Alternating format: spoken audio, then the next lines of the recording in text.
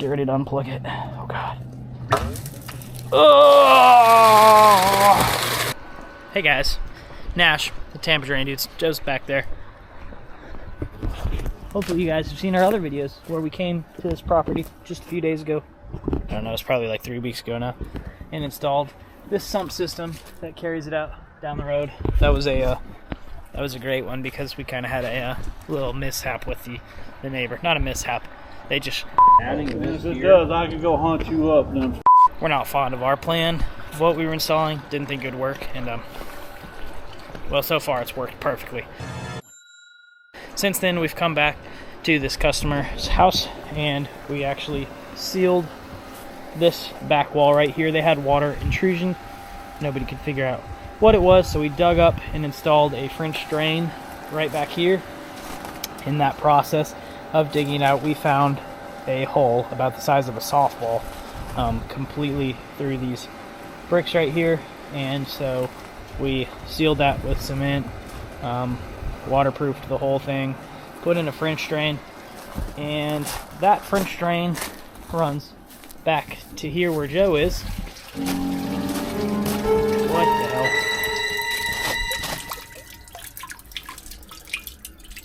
That's good stuff. This is about the strangest sump pump setup we've seen. We're guessing some yard drains used to feed into here and then pump it out back. Oh no, it did. No, I know because I dug up half of it already. Which isn't quite working out.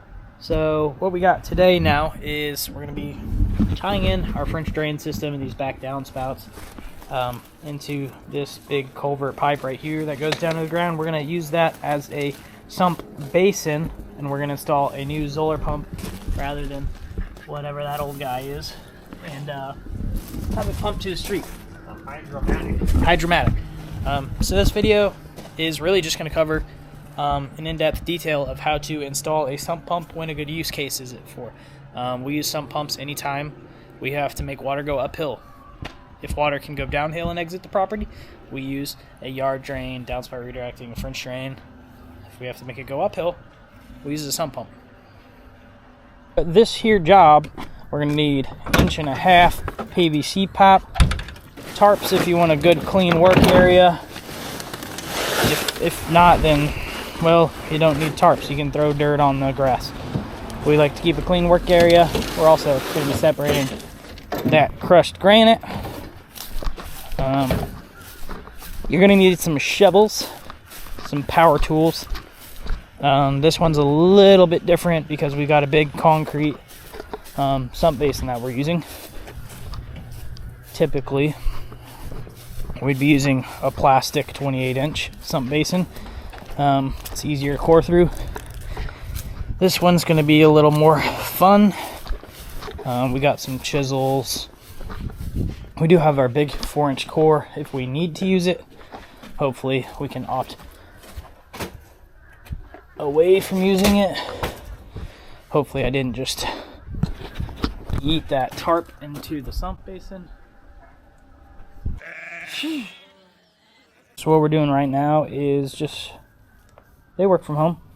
They've got fiber optic line. The last guy who came and installed this little downspout extension hit that fiber optic line. Yes, we could call 811 to come out and mark it. Would they mark it correctly? Nope.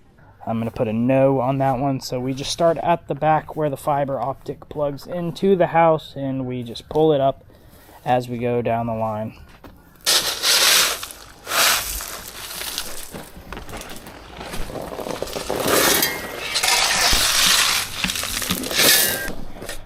Yeah, I'm just bumping something else. Yeah, it looks like this granite. The uncrushed granite. Oh, there's a, yeah. Ah. That's an old outlet. Alright. Still connected? Yeah. Seems like it. Okay, you're just gonna go over there. I'm gonna not touch you, just in case. Yeah, you're gonna go.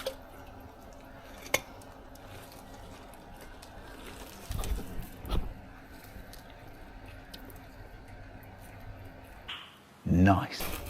I wonder how long this water's been sitting in here. Yeah. How many diseases you're gonna get from it? I know. Good thing I don't have any cuts on my hands today. It's a good thing it's you and not me, because I don't wash my... Oh!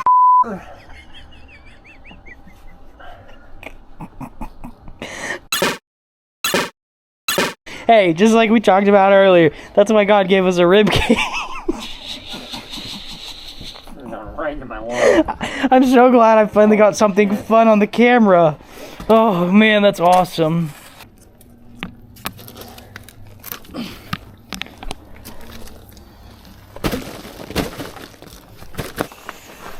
All right,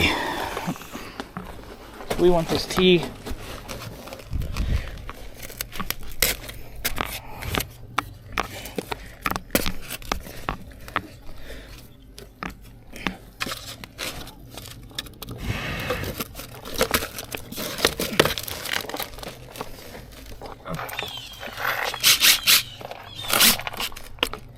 Okay.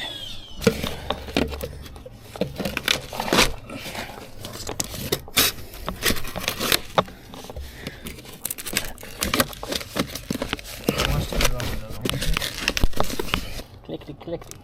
Clickety, clackety.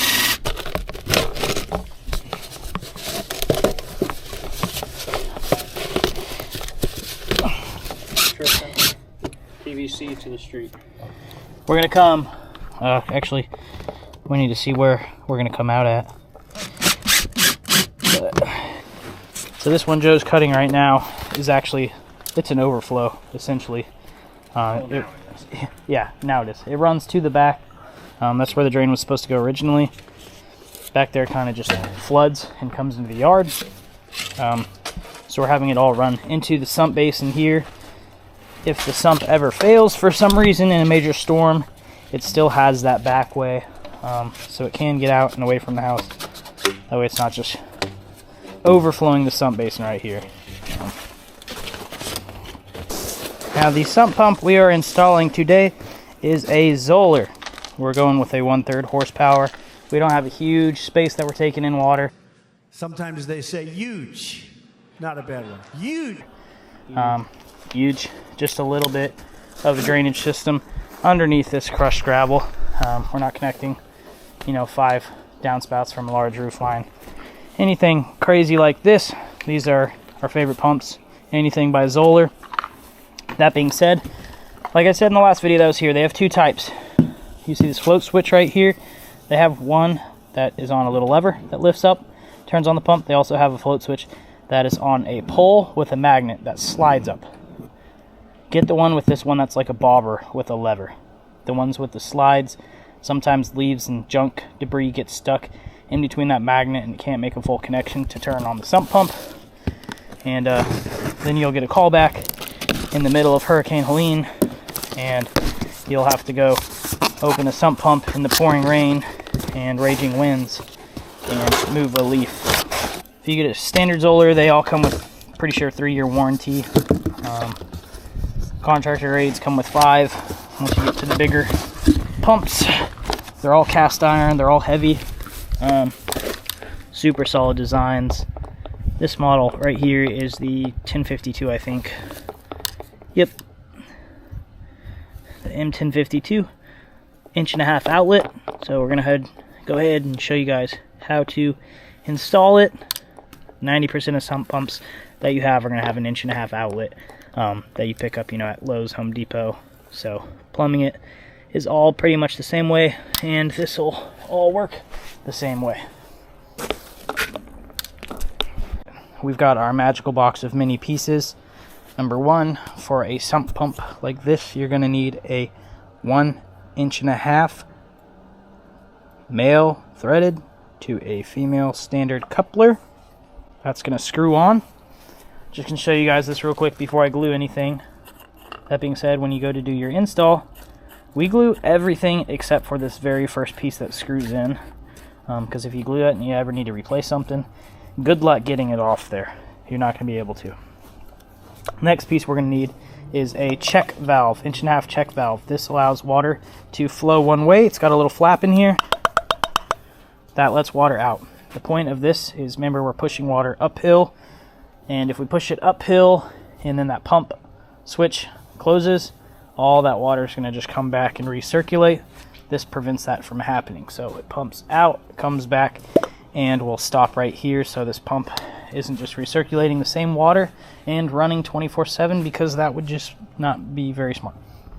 To put these on, all you do is take these rubber pieces right here and you flop them just like that. When you put that on, it's now adapted to be an 1.5 inch pipe. So you're going to need a little cutoff right here, just enough to connect it, so maybe a 3 or 4 inch piece here at the bottom.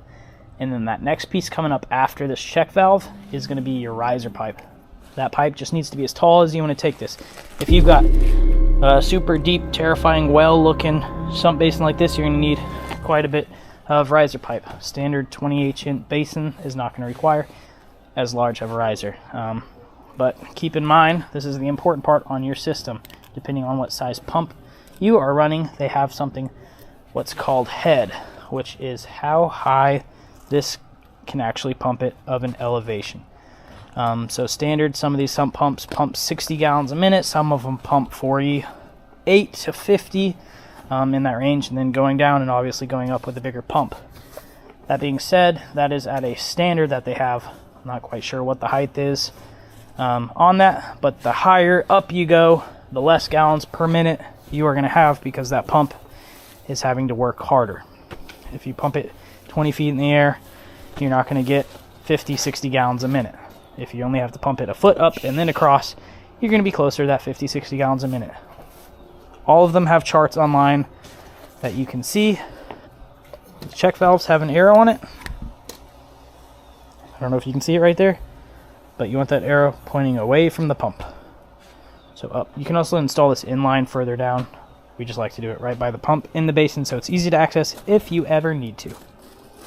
Tip of the day, whenever you are putting on this check valve, make sure, if you have a shallower basin, that when you put on the check valve, you face these clamps into a spot where you can access them. Typically, we put these directly to the side of the sump basin. We have a lot higher area we have to come out of, but you don't want these facing to where you can't get your drill or your screwdriver or whatever you're using to tighten on there, in case you ever need to service it. So make sure you can reach these at some point. We're going to tape this. Could be a good idea, could be a bad idea. That's fine. We got water down in there, and we kind of need to clear it out so we can install this sump properly and get the cuts to the right direction. There's also something at the bottom keeping this teeter-tottering. So we're going to try to clear the water out of there real quick without gluing anything. But that's nasty water. This at home. Usually doesn't work. And it might clearly just shoot out on us. Don't plug it in yet. Don't plug it in yet. I'm going to put this 45 on there. Ready? Oh god, I'm so scared. Just get ready to unplug it. Hopefully it doesn't disassembly and blow out in my face. Yeah, just get ready to unplug it. Oh god. Oh!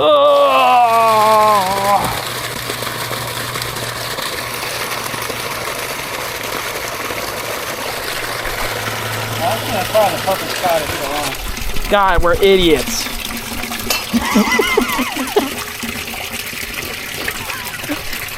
It went right into our drain. Hey, at least it works, man. That's actually awesome. That's actually a great little tester right there. That was. It's a mini test. Right. I'm asking to get sprayed. You ready? Yeah. God damn, that's got force.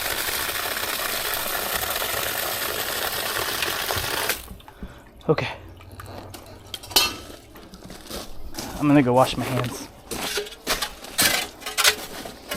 So we'll lower y'all down into the hatch.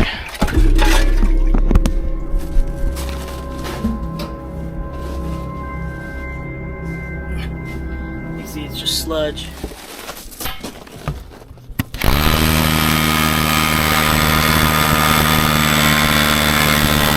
We have cored through this thing with a little bit of muscle ingenuity and some shards of concrete straight to our eyeballs. So we're gonna lower this guy down yonder. This is what we got coming up and out. Normally we run a 90. We don't have a 90 with us, we have 245s. So that's what we did. Helped the water flow a little bit actually. And then 222s to make a good angle out of here. Alrighty, we got that PVC system about halfway up.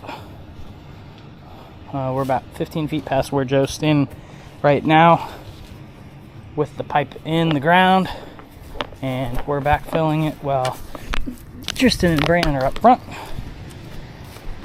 removing the sod and trenching. This real quick how we end these. Sometimes we daylight them, sometimes we do a filter like at the job earlier. Sometimes we throw a lump of glue or toss a screw. I'm Dr. Seuss into here. This is an 1.5 inch to a 3 inch. This is a 3 inch pop-up emitter. This kind of acts as a mushroom. It's just a float, so whenever water comes out of here, it lifts up and water can spray out without eroding anything. And when it falls back down, you're not worried about any kind of critters, snakes or rats or anything crawling inside the system and clogging it, which we have seen. When there's a tiny bit of water left at the bottom, you have what's called a weep hole. That's this little slit here.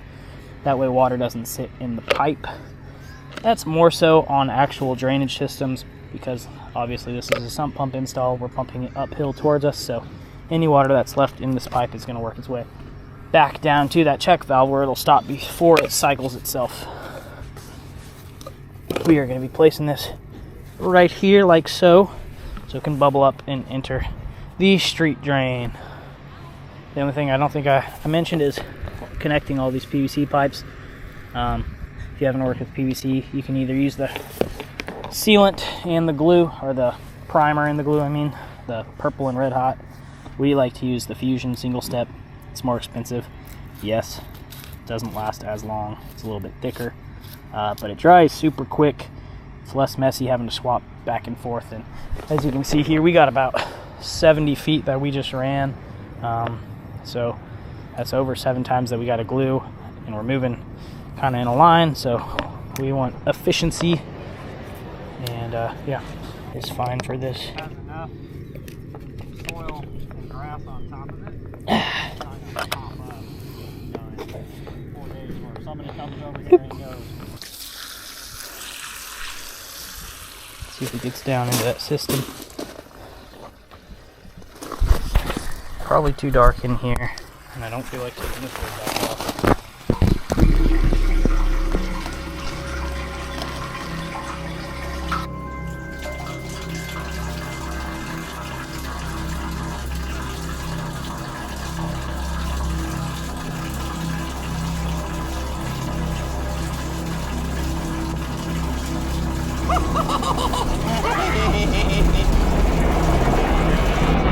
Go front before it fills up if I can. Whew. You can watch my face while I run. I'm so fast.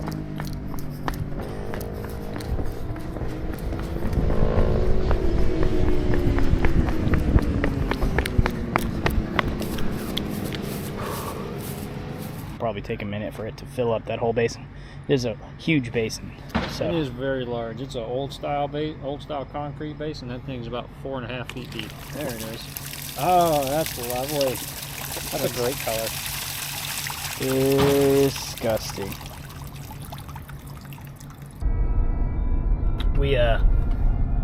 No, dude, this is the DJI action camera. It's got low light. Beautiful. Look at that. We forgot to film the closeout. Just left Ryan's house again. Might as well move in soon because that was a 3rd or 4th job we've done there. And now it looks like we signed up for another one, hopefully. Maine's got a lot of drainage issues, like most homes here in the southernish part of Tampa. But we're getting them all taken care of. So thank you guys for watching another sump pump installation video. Hopefully you guys learned something, found some value in it. If you didn't, go watch another video. Need a little more energy out of you. I'm tired. It is, yeah, I mean, it's only 6, I guess, so it's not that. But I was up It gets dark super early, and Anyways, thank you guys for watching. Have a great night.